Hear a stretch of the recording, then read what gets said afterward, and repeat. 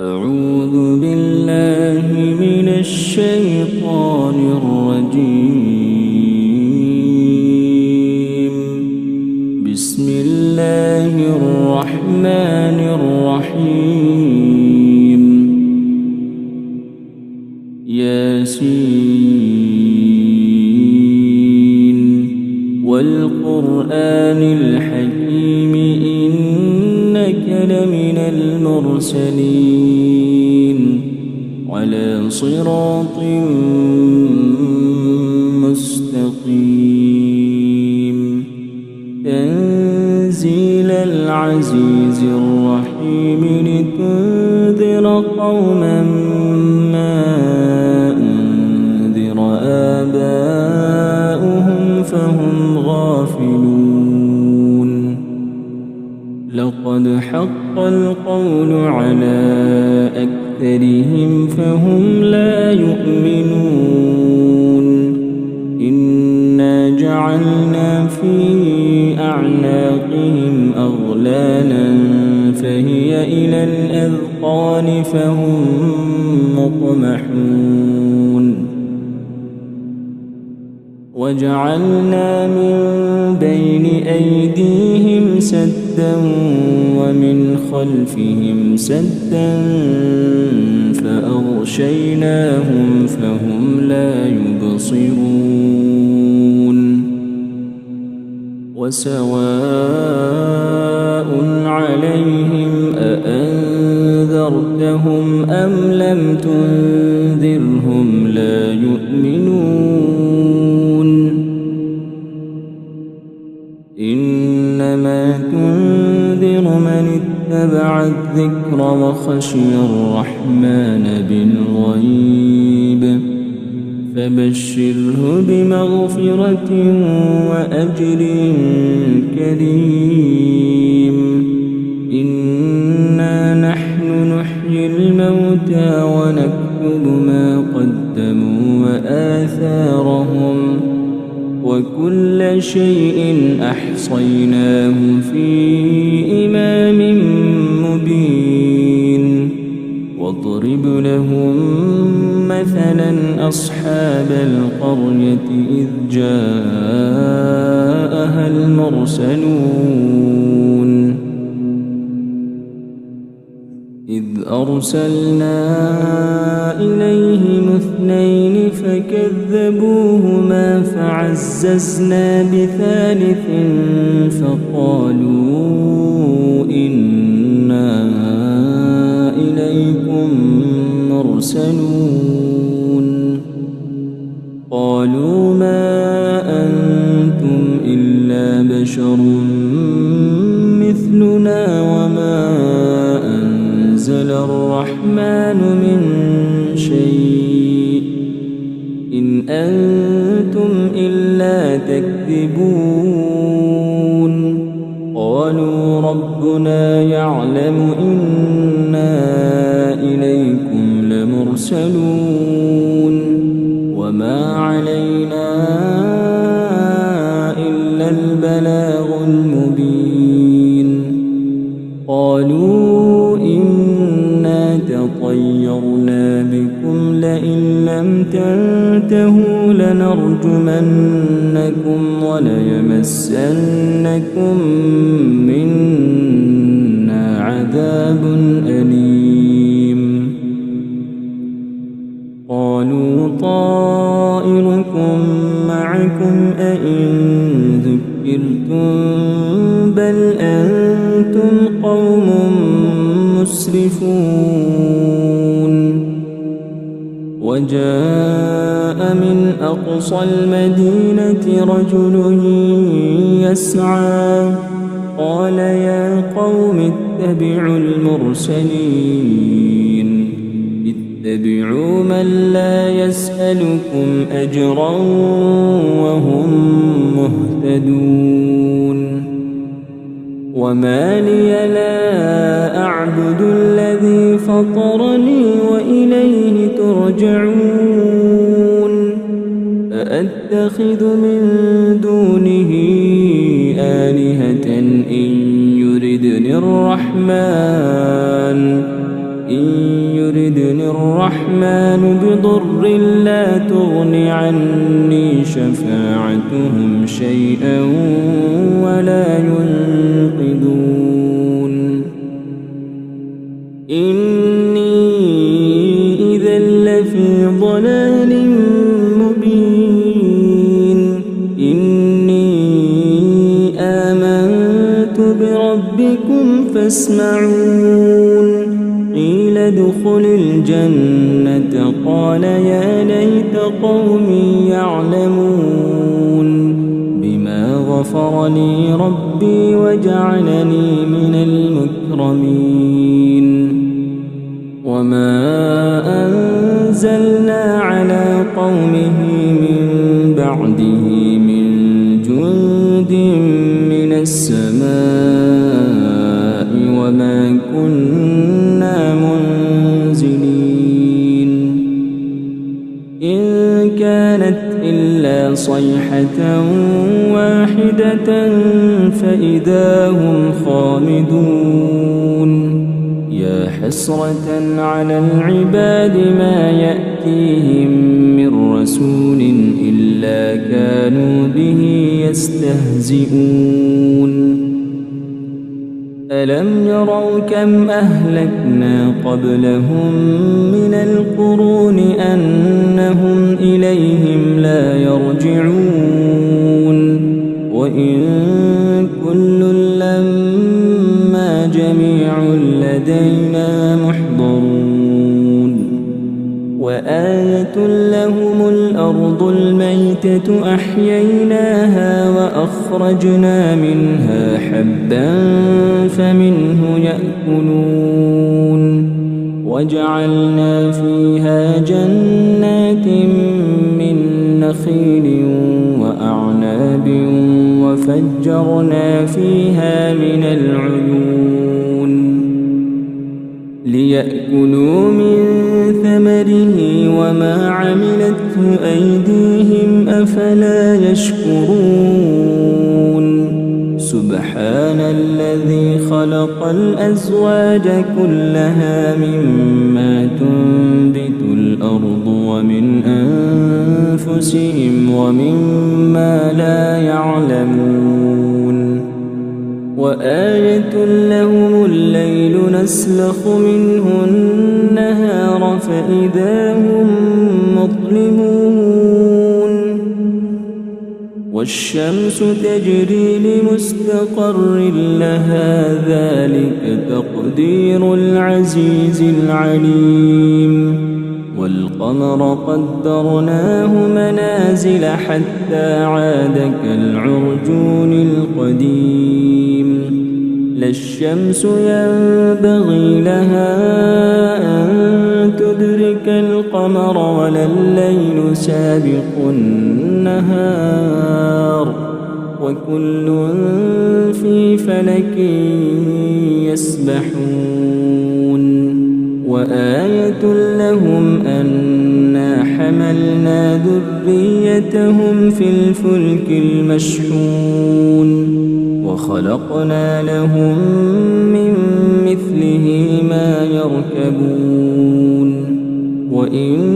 نشأ نغرقهم فلا صريخ لهم ولا هم ينقذون إلا رحمة منا ومتاعا إلى حين وإذا قيل لهم اتقوا ما بين أيديكم وما خلفكم لعلكم ترحمون وما تأتيهم من آية من آيات ربهم إلا كانوا عنها معرضين وإذا قيل لهم أنفقوا مما رزقكم الله قال الذين كفروا للذين آمنوا أنطعم من لو يشاء الله أطعمه إن أنتم إلا في ضلال مبين ويقولون متى هذا الوعد إن كنتم صادقين ما ينظرون إلا صيحة واحدة تأخذهم وهم يخصمون فلا يستطيعون توصية ولا إلى أهلهم يرجعون ونفخ في الصور فإذا هم من الأجداث إلى ربهم ينسلون قالوا يا ويلنا من بعثنا من مرقدنا هذا ما وعد الرحمن وصدق المرسلون إن كانت إلا صيحة واحدة فإذا هم جميع لدينا محضرون فاليوم لا تظلم نفس شيئا ولا تجزون إلا ما كنتم تعملون إن أصحاب الجنة اليوم في شغل فاكهون هم وأزواجهم في ظلال على الأرائك متكئون لهم فيها فاكهة ولهم ما يدعون سلام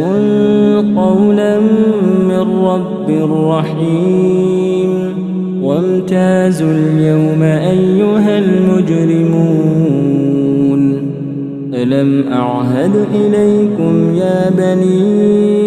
آدم ألا تعبدوا الشيطان إنه لكم عدو مبين وأن اعبدوني هذا صراط مستقيم ولقد أضل منكم جبلا كثيرا أفلم تكونوا تعقلون هذه جهنم التي كنتم توعدون اصلوها اليوم بما كنتم تكفرون اليوم نختم على أفواههم وتكلمنا أيديهم وتشهد أرجلهم بما كانوا يكسبون ولو نشاء لطمسنا على أعينهم فاستبقوا الصراط فأنى يبصرون ولو نشاء لمسخناهم على مكانتهم فما استطاعوا مضيا ولا يرجعون ومن نعمره ننكسه في الخلق أفلا يعقلون وما علمناه الشعر وما ينبغي له إن هو إلا ذكر وقرآن مبين لينذر من كان حيا ويحق القول على الكافرين أَوَلَمْ يَرَوْا أَنَّا خَلَقْنَا لَهُم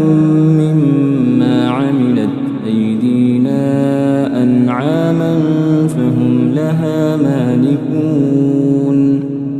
وَذَلَّلْنَاهَا لَهُمْ فَمِنْهَا رَكُوبُهُمْ وَمِنْهَا يَأْكُلُونَ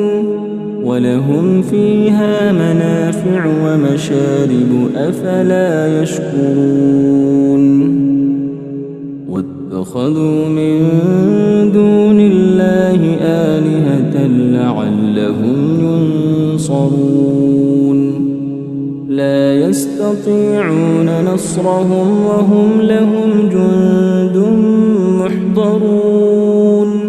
فَلَا يَحْزُنكَ قَوْلُهُمْ إنا نعلم ما يسرون وما يعلنون أفلم ير الإنسان أنا خلقناه من نطفة فإذا هو خصيم مبين وضرب لنا مثلا ونسي خلقه قال من يحيي العظام وهي رميم قل يحييها الذي أنشأها أول مرة وهو بكل خلق عليم الذي جعل لكم من الشجر الأخضر نارا فإذا أنتم منه توقدون أوليس الذي خلق السماوات والأرض بقادر على أن يخلق مثلهم بلى وهو الخلاق العليم إنما أمره إذا أراد شيئا أن يقول له كن فيكون فسبحان الذي بيده ملكوت كل شيء وإليه ترجعون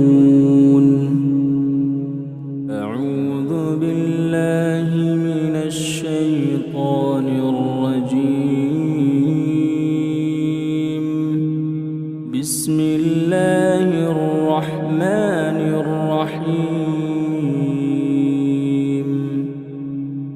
تبارك الذي بيده الملك وهو على كل شيء قدير الذي خلق الموت والحياة ليبلوكم أيكم أحسن عملا وهو العزيز الغفور الذي خلق 7 سماوات طباقا ما ترى في خلق الرحمن من تفاوت فارجع البصر هل ترى من فطور ثم ارجع البصر كرتين ينقلب إليك البصر خاسئا وهو حسير ولقد زينا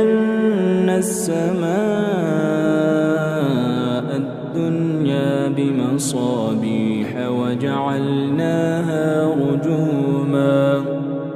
وجعلناها رجوما للشياطين وأعتدنا لهم عذاب السعير وللذين كفروا بربهم عذاب جهنم وبئس المصير إذا ألقوا فيها سمعوا لها شهيقا وهي تفور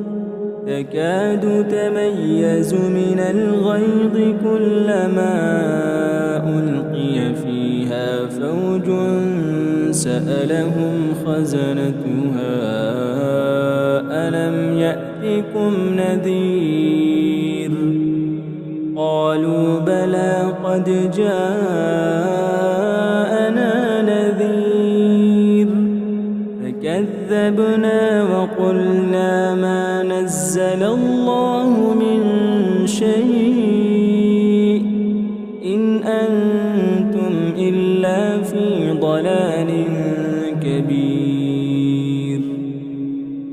وقالوا لو كنا نسمع أو نعقل ما كنا في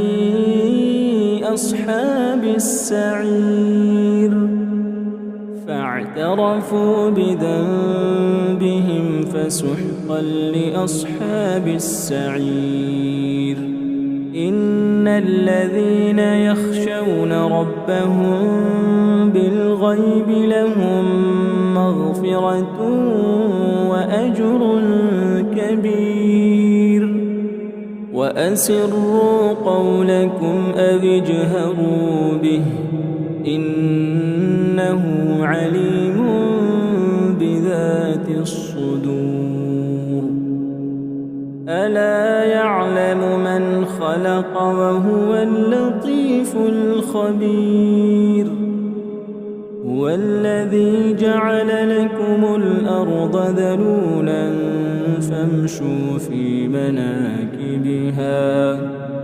فامشوا في مناكبها وكلوا من رزقه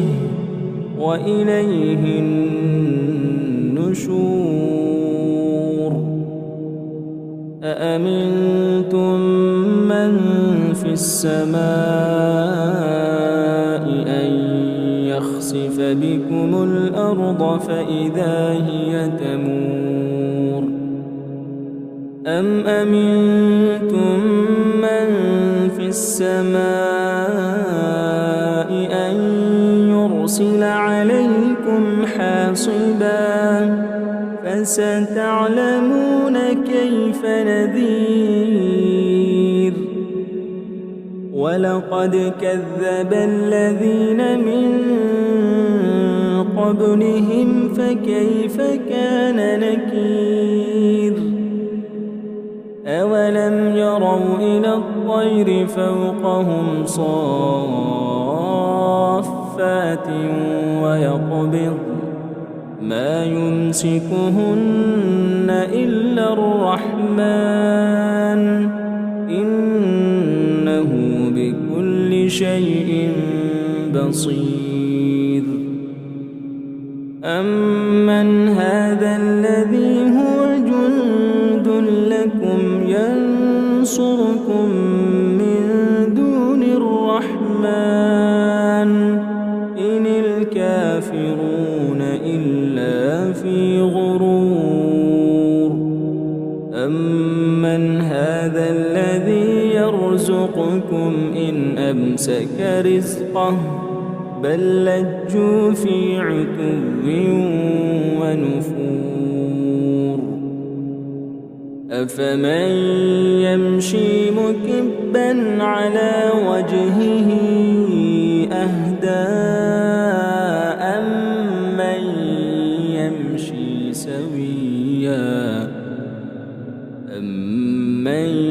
يمشي سويا على صراط مستقيم قل هو الذي أنشأكم وجعل لكم السمع والأبصار والأفئدة قليلا ما تشكرون قل هو الذي ذرأكم في الأرض وإليه تحشرون ويقولون متى هذا الوعد إن كنتم صادقين قل إنما العلم عند الله وإنما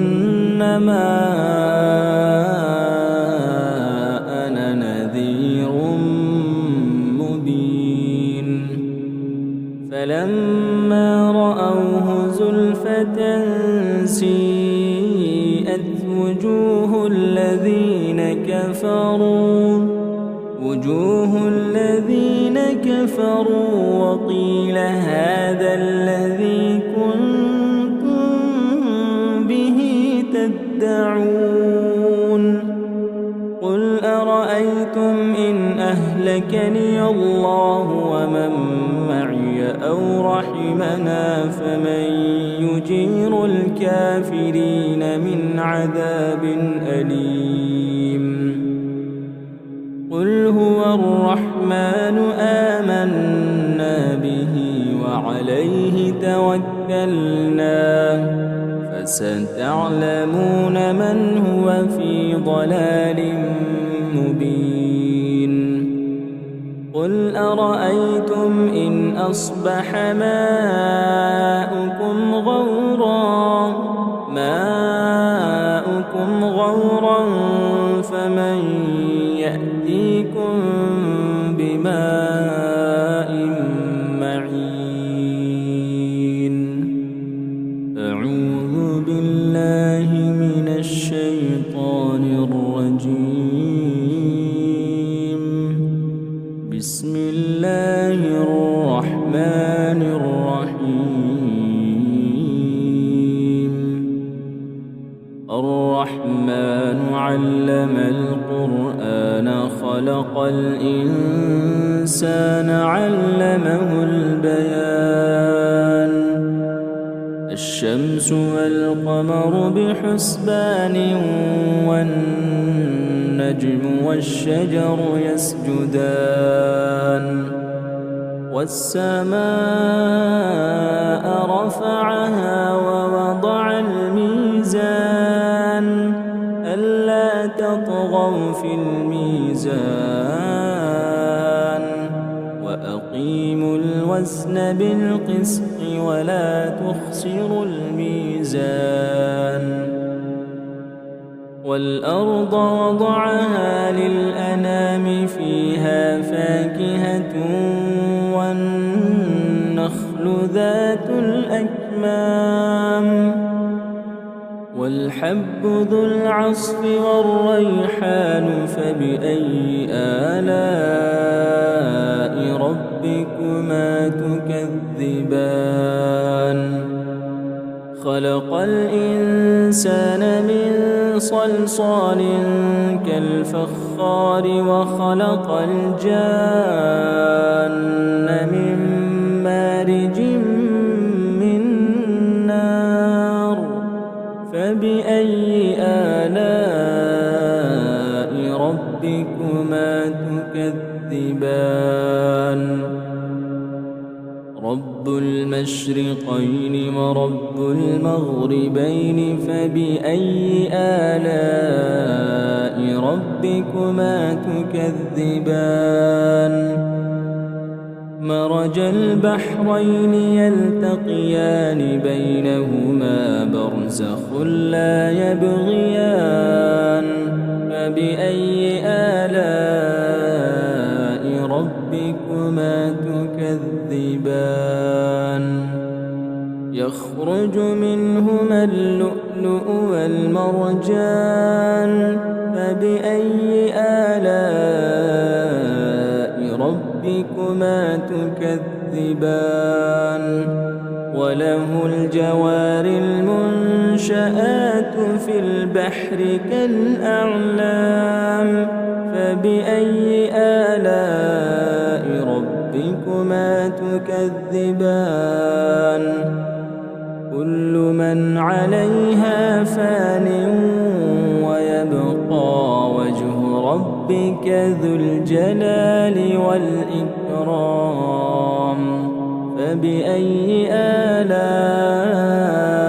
ربكما تكذبان يسأله من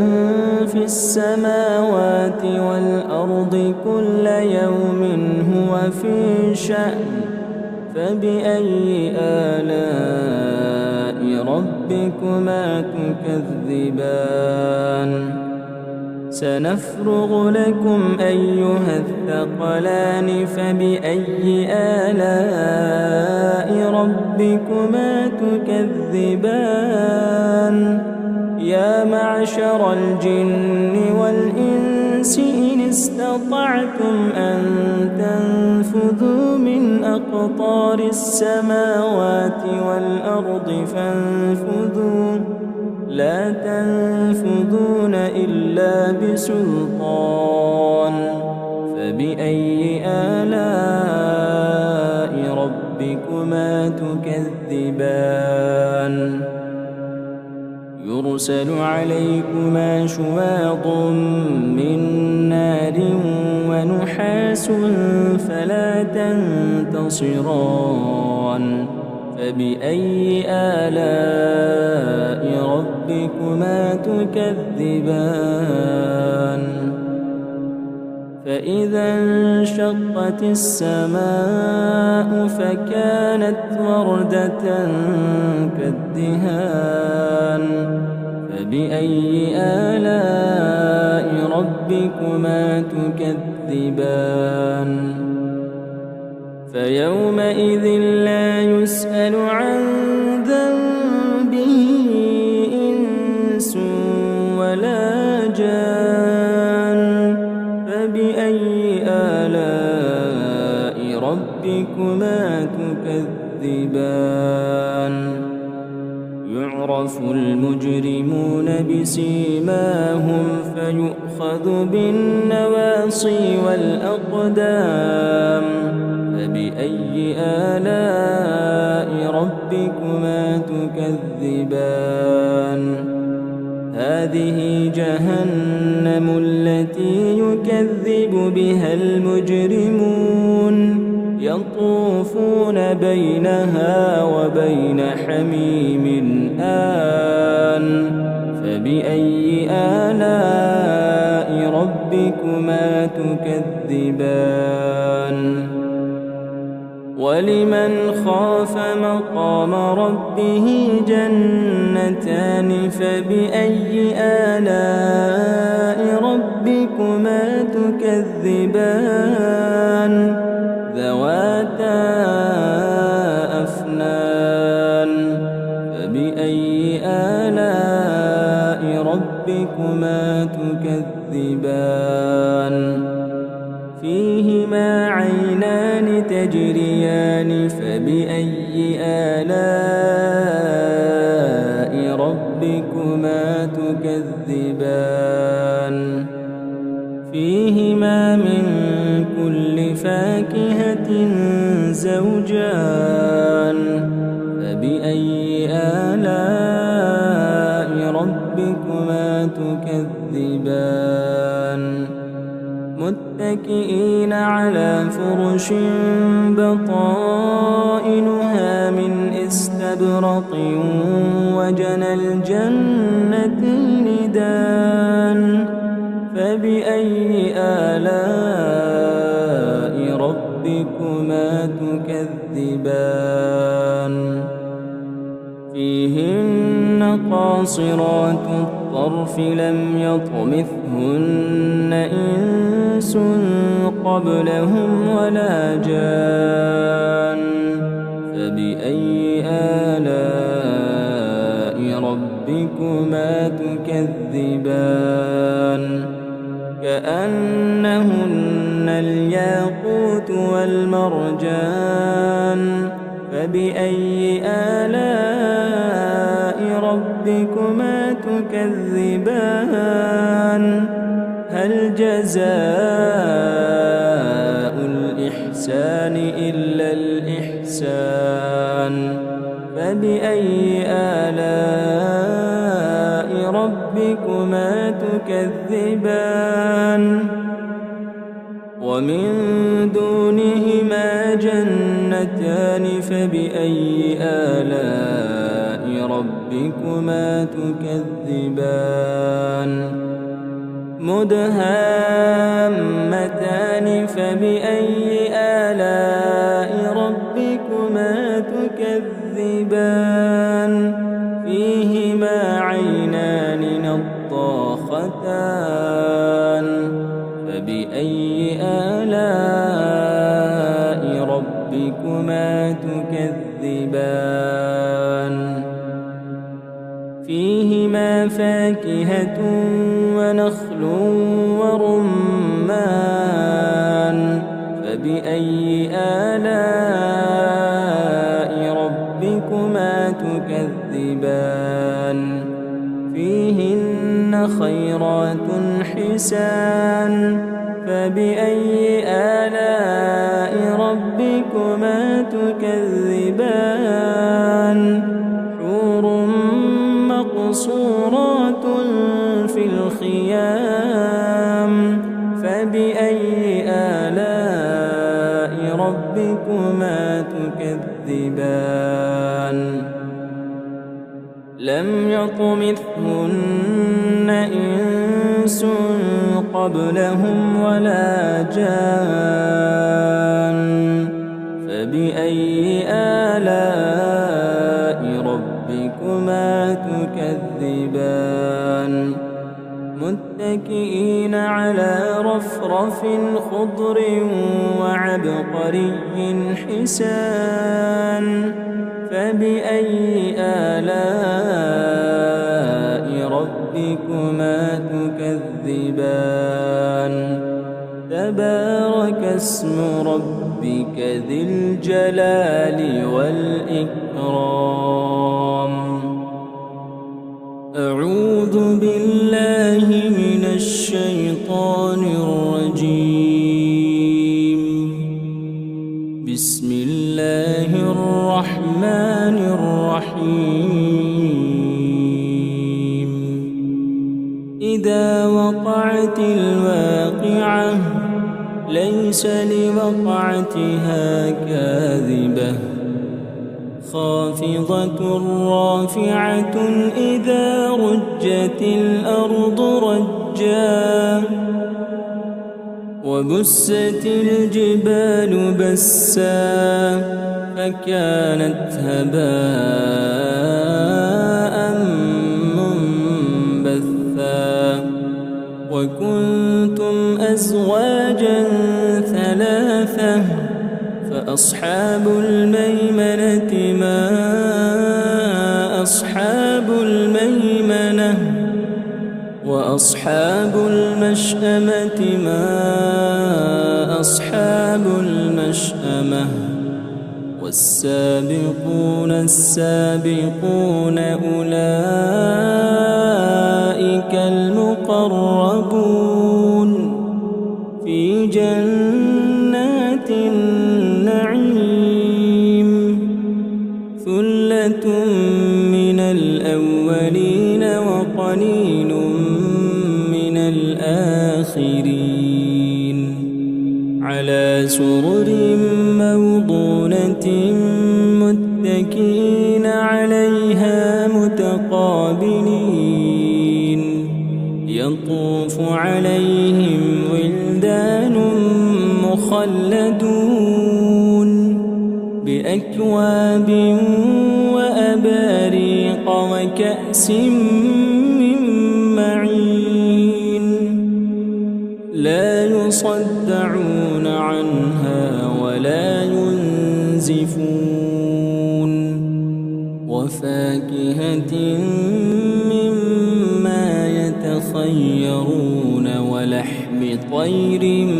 مما يشتهون وحور عين كأمثال اللؤلؤ المكنون جزاء بما كانوا يعملون لا يسمعون فيها لغوا ولا تأثيما إلا قيلا سلاما سلاما وأصحاب اليمين ما أصحاب اليمين في سدر مخضود وطلح منضود وظل ممدود وماء مسكوب وفاكهة كثيرة لا مقطوعة ولا ممنوعة وفرش مرفوعة إنا أنشأناهن إنشاء فجعلناهن أبكارا عربا أترابا لأصحاب اليمين ثلة من الأولين وثلة من الآخرين وأصحاب الشمال ما أصحاب الشمال في سموم وحميم وظل من يحموم لا بارد ولا كريم إنهم كانوا قبل ذلك مترفين وكانوا يصرون على الحنث العظيم وكانوا يقولون أئذا متنا وكنا ترابا وعظاما أئنا لمبعوثون أوآباؤنا الأولون قل إن الأولين والآخرين لمجموعون إلى ميقات يوم معلوم ثم إنكم أيها الضالون المكذبون لآكلون من شجر من زقوم فمالئون منها البطون فشاربون عليه من الحميم فشاربون شرب الهيم هذا نزلهم يوم الدين نحن خلقناكم فلولا تصدقون أفرأيتم ما تمنون أأنتم تخلقونه أم نحن الخالقون نحن قدرنا بينكم الموت وما نحن بمسبوقين على أن نبدل أمثالكم وننشئكم فيما لا تعلمون ولقد علمتم النشأة الأولى فلولا تذكرون أفرأيتم ما تحرثون أأنتم تزرعونه أم نحن الزارعون لو نشاء لجعلناه حطاما فظلتم تفكهون إنا لمغرمون بل نحن محرومون أفرأيتم الماء الذي تشربون أأنتم أنزلتموه من المزن أم نحن المنزلون لو نشاء جعلناه أجاجا فلولا تشكرون أفرأيتم النار التي تورون أأنتم أنشأتم شجرتها أم نحن المنشئون نحن جعلناها تذكرة ومتاعا للمقوين فسبح باسم ربك العظيم فلا أقسم بمواقع النجوم وإنه لقسم لو تعلمون عظيم إنه لقرآن كريم في كتاب مكنون لا يمسه إلا المطهرون تنزيل من رب العالمين بهذا الحديث أنتم مدهنون وتجعلون رزقكم أنكم تكذبون فلولا إذا بلغت الحلقوم وأنتم حينئذ تنظرون ونحن أقرب إليه منكم ولكن لا تبصرون فلولا إن كنتم غير مدينين ترجعونها إن كنتم صادقين فأما إن كان من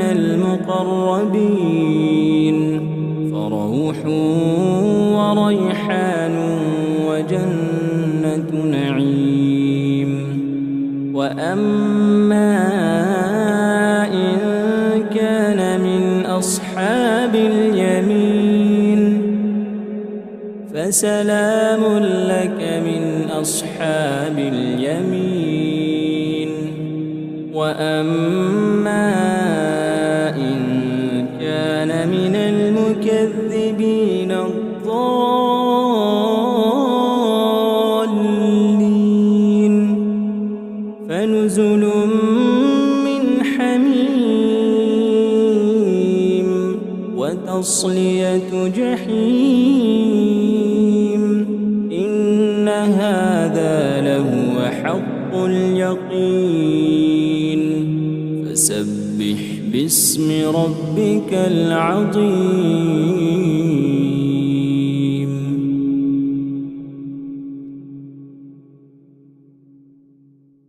أعوذ بالله من الشيطان الرجيم بسم الله الرحمن الرحيم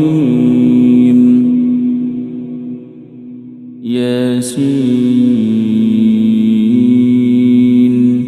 والقرآن الحكيم إنك لمن المرسلين على صراط مستقيم تنزيل العزيز الرحيم لتنذر قوما ما أنذر آباؤهم فهم غافلون لقد حق القول على أكثرهم فهم لا يؤمنون إنا جعلنا في أعناقهم أغلالا فهي إلى الأذقان فهم مقمحون وجعلنا من بين أيديهم سدا ومن خلفهم سدا فأغشيناهم فهم لا يبصرون وسواء عليهم أأنذرتهم أم لم تنذرهم لا يؤمنون إنما تنذر من اتبع الذكر وخشي الرحمن بالغيب فبشره بمغفرة وأجر كريم إنا نحن نحيي الموتى ونكتب ما قدموا وآثارهم وكل شيء أحصيناه في إمام مبين واضرب لهم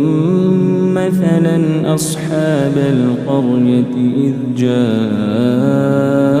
المرسلون إذ أرسلنا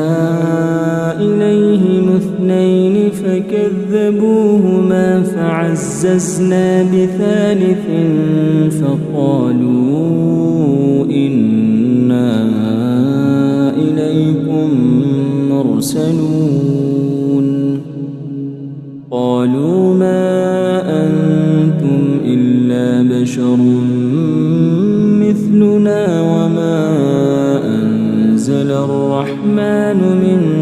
شيء إن أنتم إلا تكذبون قالوا ربنا يعلم إنا إليكم لمرسلون وما علينا إلا البلاغ المبين قالوا إنا تطيرنا بكم لئن لم تنتهوا لنرجمنكم وليمسنكم منا عذاب أليم قالوا طائركم معكم أئن ذكرتم بل أنتم قوم مسرفون وجاء من أقصى المدينة رجل يسعى قال يا قوم اتبعوا المرسلين اتبعوا من لا يسألكم أجرا وهم مهتدون وما لي لا أعبد الذي فطرني وإليه ترجعون أأتخذ من دونه آلهة إن يردني الرحمن بضر لا تغن عني شفاعتهم شيئا ولا ينقذون إني إذا لفي ضلال مبين إني آمنت بربكم فاسمعون قيل ادخل الجنة قال يا ليت قومي يعلمون بما غفر لي ربي وجعلني من المكرمين وما أنزلنا على قومه من بعده من جند من السماء وما كنا منزلين إن كانت إلا صيحة واحدة فإذا هم خامدون يا حسرة على العباد ما يأتيهم من رسول إلا كانوا به يستهزئون ألم يروا كم أهلكنا قبلهم من القرون أنهم إليهم لا يرجعون وإن كل لما جميع لدينا محضرون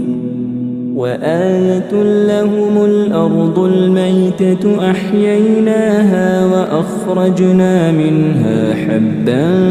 فمنه يأكلون وجعلنا فيها جنات من نخيل وأعناب وفجرنا فيها من العيون ليأكلوا من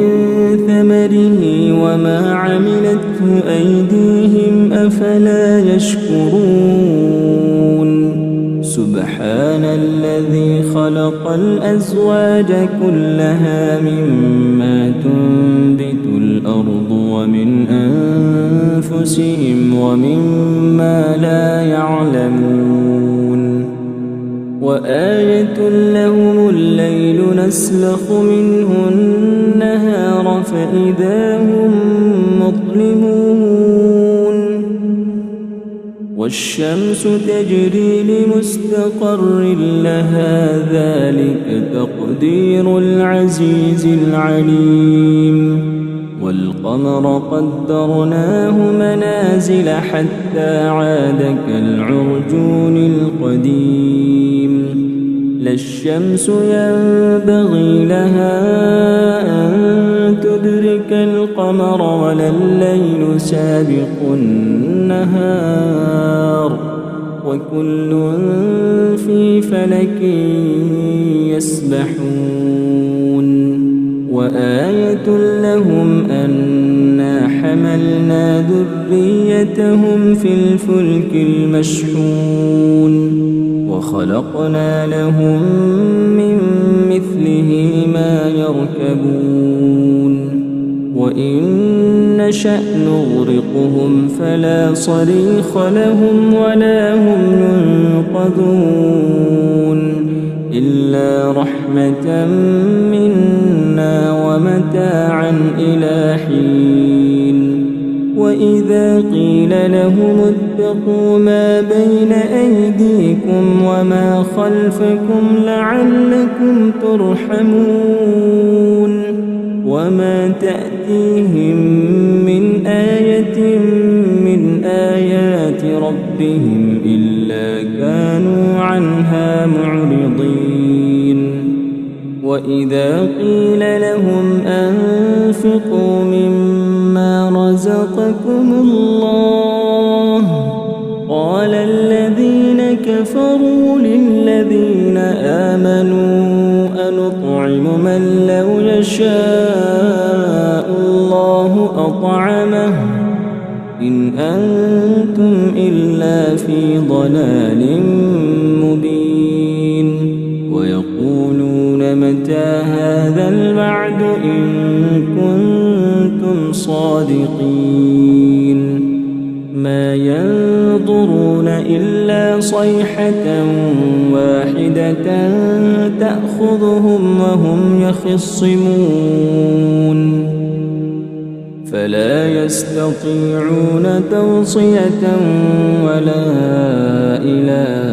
أهلهم يرجعون ونفخ في الصور فإذا هم من الأجداث إلى ربهم ينسلون قالوا يا ويلنا من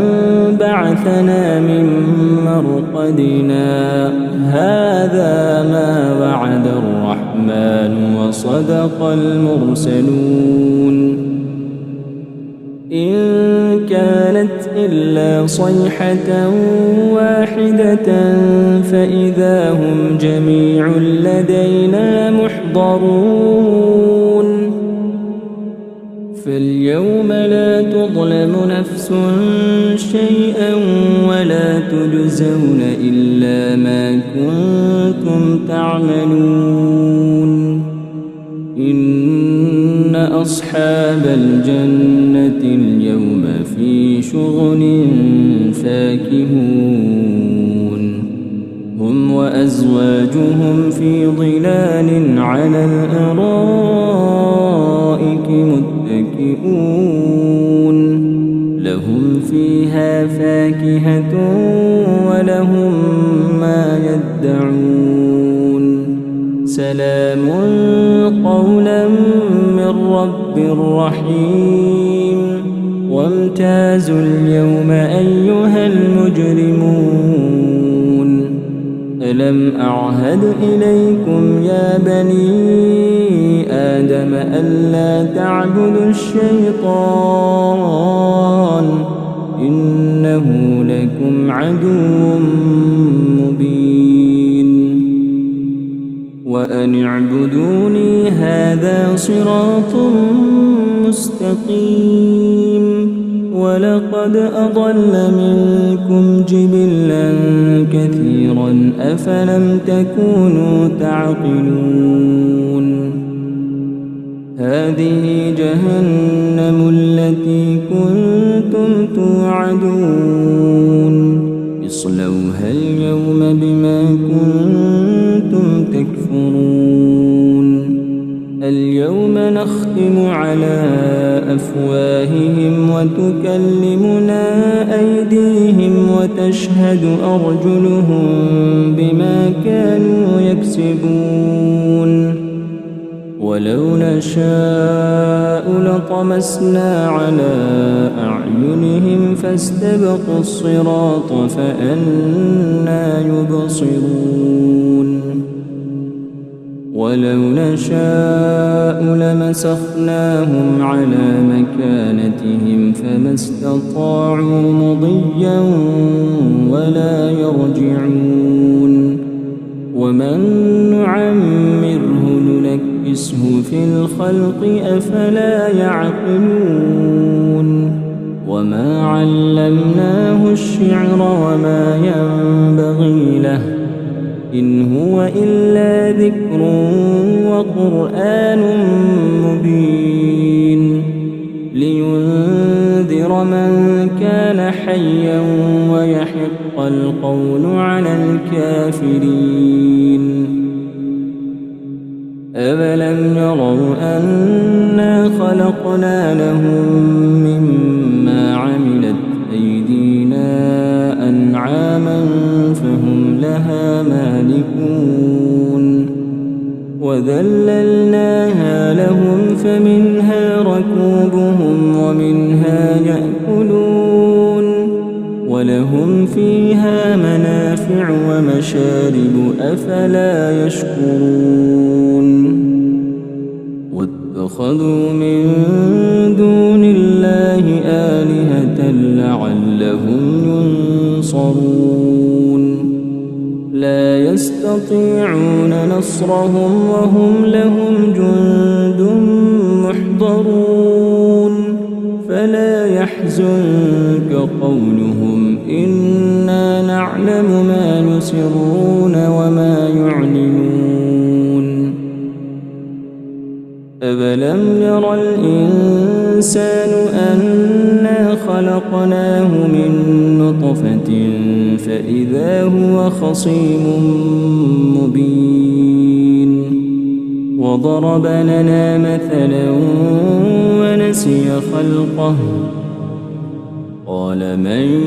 يحيي العظام وهي رميم قل يحييها الذي أنشأها أول مرة وهو بكل خلق عليم الذي جعل لكم من الشجر الأخضر نارا فإذا أنتم منه توقدون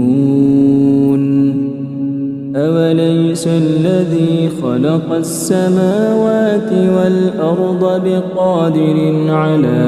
أن يخلق مثلهم بلى وهو الخلاق العليم إنما أمره إذا أراد شيئا أن يقول له كن فيكون فسبحان الذي بيده ملكوت كل شيء وإليه ترجعون أعوذ بالله من الشيطان الرجيم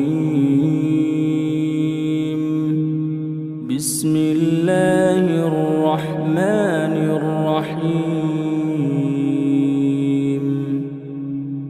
تبارك الذي بيده الملك وهو على كل شيء قدير الذي خلق الموت والحياة ليبلوكم أيكم أحسن عملا وهو العزيز الغفور الذي خلق 7 سماوات طباقا ما ترى في خلق الرحمن من تفاوت فارجع البصر هل ترى من فطور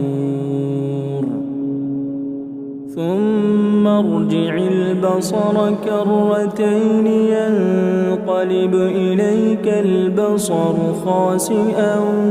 وهو حسير ولقد زينا السماء الدنيا بمصابيح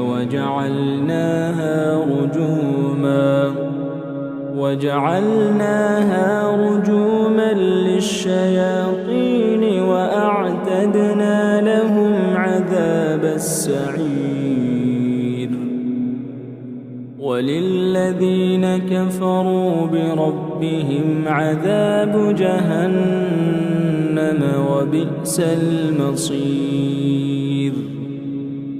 إذا ألقوا فيها سمعوا لها شهيقا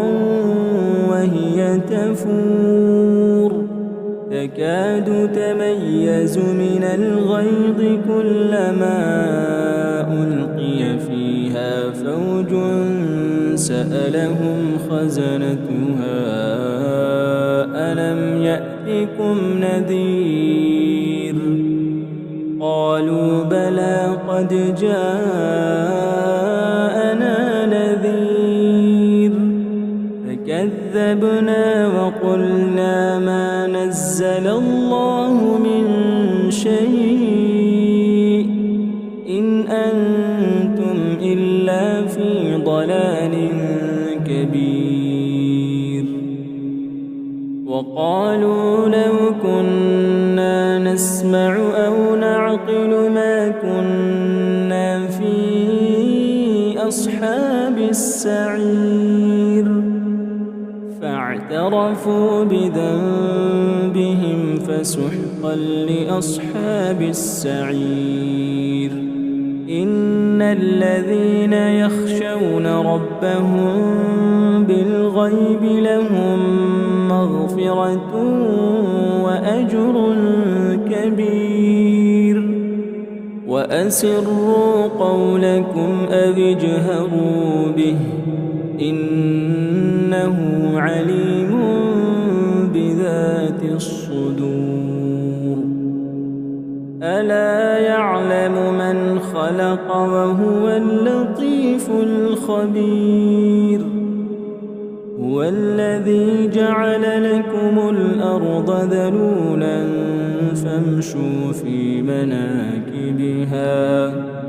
فامشوا في مناكبها وكلوا من رزقه وإليه النشور أأمنتم من في السماء أن يخسف بكم الأرض فإذا هي تمور أم أمنتم من في السماء أن يرسل عليكم حاصبا فستعلمون كيف نذير ولقد كذب الذين من قبلهم فكيف كان نكير أولم يروا إلى الطير فوقهم صافات ويقبض ما يمسكهن إلا الرحمن إنه بكل شيء بصير أمن هذا الذي هو جند لكم ينصركم من دون الرحمن إن الكافرون إلا في غرور أمن هذا الذي يرزقكم إن أمسك رزقه بل لجوا في عتو ونفور أفمن يمشي مكبا على وجهه أهدى أمن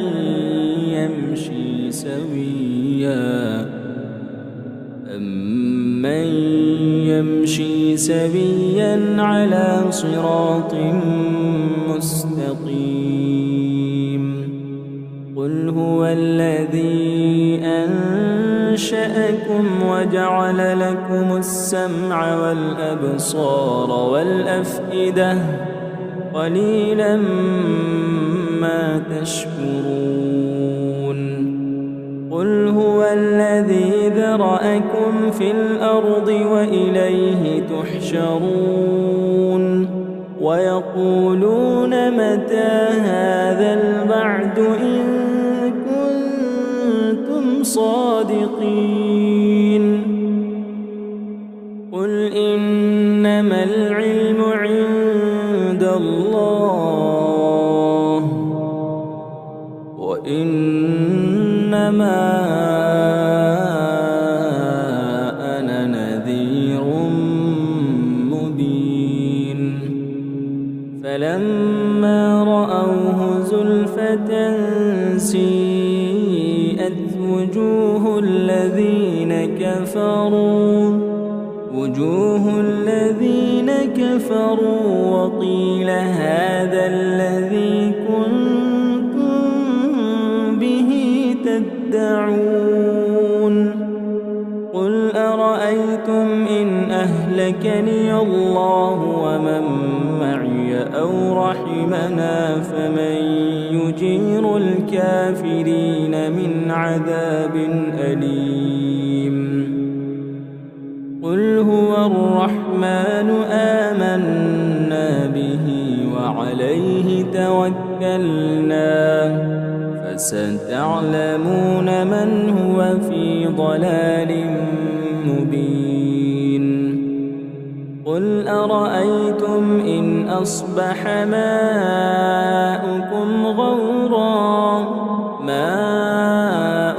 غورا فمن يأتيكم بماء معين أعوذ بالله من الشيطان الرجيم بسم الله الرحمن الرحيم الرحمن علم القرآن خلق الإنسان علمه البيان الشمس والقمر بحسبان والنجم والشجر يسجدان والسماء رفعها ووضع الميزان ألا تطغوا في الميزان وأقيموا الوزن بالقسط ولا تخسروا الميزان والأرض وضعها للأنام فيها فاكهة والنخل ذات الأكمام والحب ذو العصف والريحان فبأي آلاء ربكما تكذبان خلق الإنسان من صلصال كالفخار وخلق الجان من مارج من نار فبأي آلاء ربكما تكذبان رب المشرقين ورب المغربين فبأي آلاء ربكما تكذبان مرج البحرين يلتقيان بينهما برزخ لا يبغيان فبأي آلاء ربكما تكذبان يخرج منهما اللؤلؤ والمرجان فبأي آلاء ربكما تكذبان وله الجوار المنشآت في البحر كالأعلام فبأي آلاء ربكما تكذبان كل من عليها فان ويبقى وجه ربك ذو الجلال والإكرام فبأي آلاء ربكما تكذبان يسأله من في السماوات والأرض كل يوم هو في شأن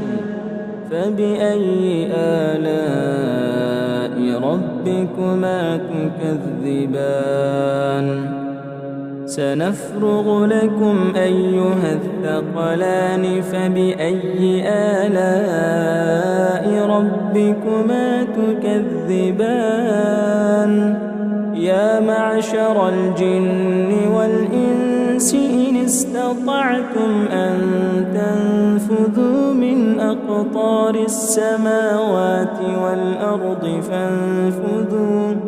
لا تنفذون إلا بسلطان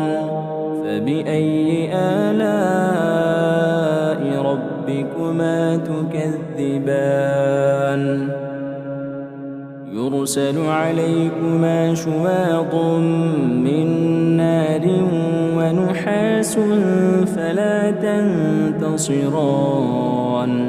فبأي آلاء ربكما تكذبان فإذا انشقت السماء فكانت وردة كالدهان فبأي آلاء ربكما تكذبان فيومئذ لا يسأل عن ذنبه إنس ولا جان فبأي آلاء ربكما تكذبان يعرف المجرمون بسيماهم فيؤخذ بالنواصي والأقدام فبأي آلاء ربكما تكذبان هذه جهنم التي يكذب بها المجرمون يطوفون بينها وبين حميم آن فبأي آلاء ربكما تكذبان ولمن خاف مقام ربه جنتان فبأي آلاء ربكما تكذبان ذواتا أفنان فبأي آلاء ربكما تكذبان فيهما عينان تجريان فبأي آلاء ربكما تكذبان فيهما من كل فاكهة زوجان فبأي آلاء ربكما تكذبان متكئين على فرش بطائنها من استبرق وجنى الجنتين دان فبأي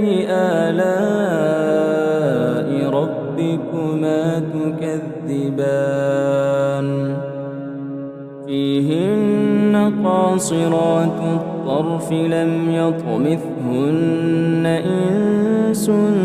قبلهم ولا جان فبأي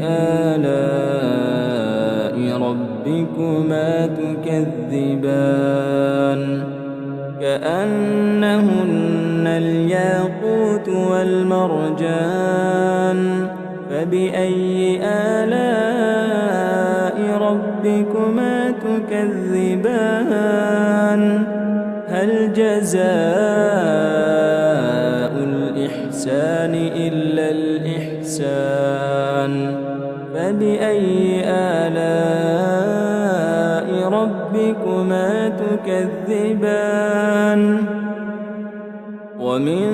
دونهما جنتان فبأي آلاء ربكما تكذبان مدهامتان فبأي آلاء ربكما تكذبان فيهما عينان نضاختان فبأي آلاء ربكما تكذبان فيهما فاكهة ونخل ورمان فبأي آلاء ربكما تكذبان فيهن خيرات حسان فبأي آلاء ربكما تكذبان حور مقصورات في الخيام فبأي آلاء ربكما تكذبان لم يطمثهن إنس قبلهم ولا جان فبأي آلاء ربكما تكذبان متكئين على رفرف خضر وعبقري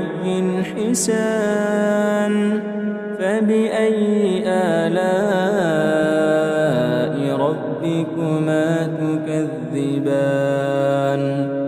تبارك اسم ربك ذي الجلال والإكرام أعوذ بالله من الشيطان الرجيم بسم الله الرحمن الرحيم إذا وقعت الواقعة ليس لوقعتها كاذبة خافضة رافعة إذا رجت الأرض رجا وبست الجبال بسا فكانت هباء منبثا وكنتم أزواجا ثلاثة فأصحاب الميمنة ما أصحاب الميمنة وأصحاب المشأمة ما أصحاب المشأمة والسابقون السابقون أولئك المقربون في جنات النعيم ثلة من الأولين وقليل من الآخرين على سرر موضونة متكئين عليها متقابلين يطوف عليهم ولدان مخلدون بأكواب وأباريق وكأس من معين لا يصدعون عنها ولا ينزفون وفاكهة مما يتخيرون ولحم طير مما يشتهون وحور عين كأمثال اللؤلؤ المكنون جزاء بما كانوا يعملون لا يسمعون فيها لغوا ولا تأثيما إلا قيلا سلاما سلاما وأصحاب اليمين ما أصحاب اليمين في سدر مخضود وطلح منضود وظل ممدود وماء مسكوب وفاكهة كثيرة لا مقطوعة ولا ممنوعة وفرش مرفوعة إنا أنشأناهن إنشاء فجعلناهن أبكارا عربا أترابا لأصحاب اليمين ثلة من الأولين وثلة من الآخرين وأصحاب الشمال ما أصحاب الشمال في سموم وحميم وظل من يحموم لا بارد ولا كريم إنهم كانوا قبل ذلك مترفين وكانوا يصرون على الحنث العظيم وكانوا يقولون أإذا متنا وكنا ترابا وعظاما أإنا لمبعوثون أوآباؤنا الأولون قل إن الأولين والآخرين لمجموعون إلى ميقات يوم معلوم ثم إنكم أيها الضالون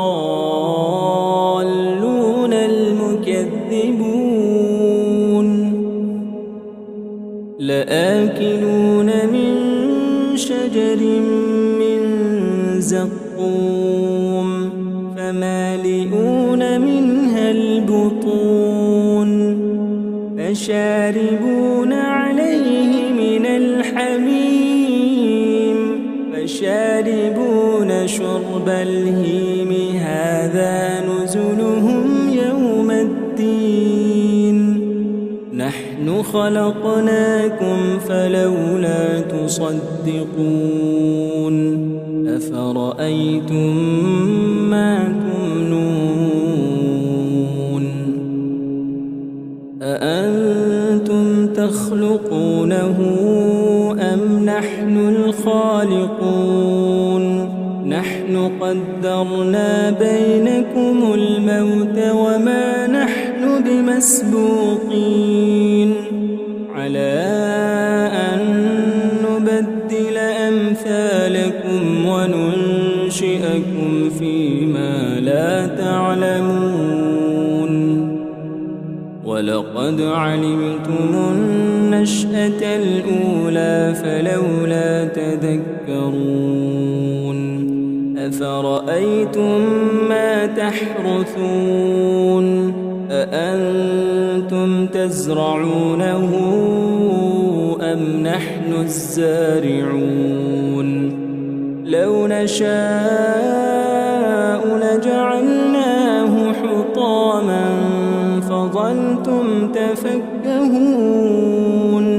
إنا لمغرمون بل نحن محرومون أفرأيتم الماء الذي تشربون أأنتم أنزلتموه من المزن أم نحن المنزلون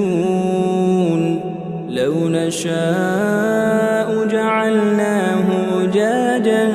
فلولا تشكرون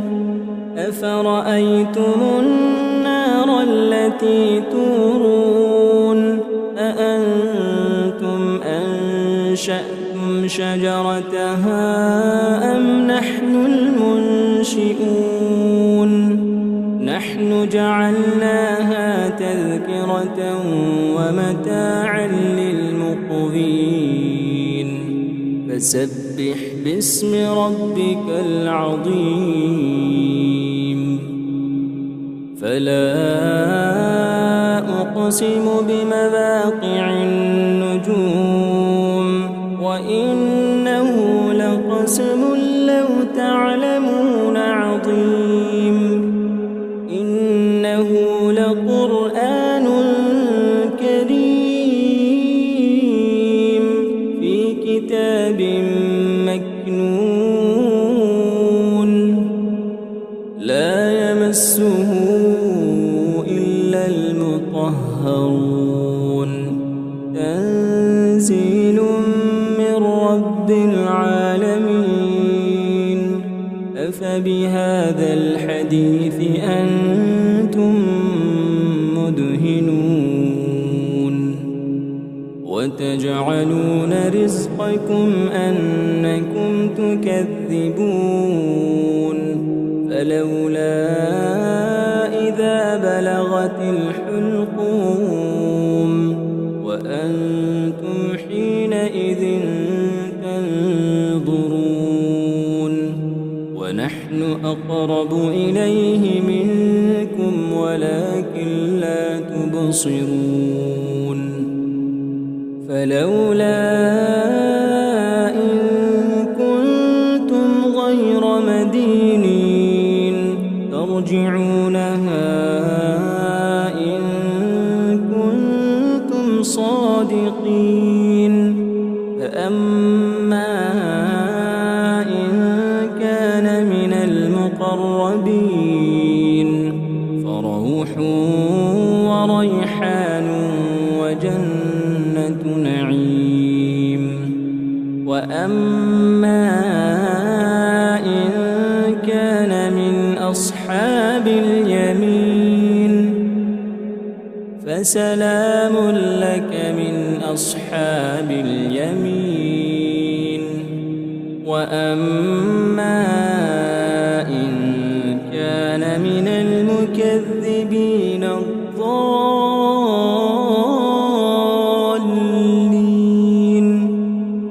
فنزل من حميم وتصلية جحيم إن هذا لهو حق اليقين فسبح باسم ربك العظيم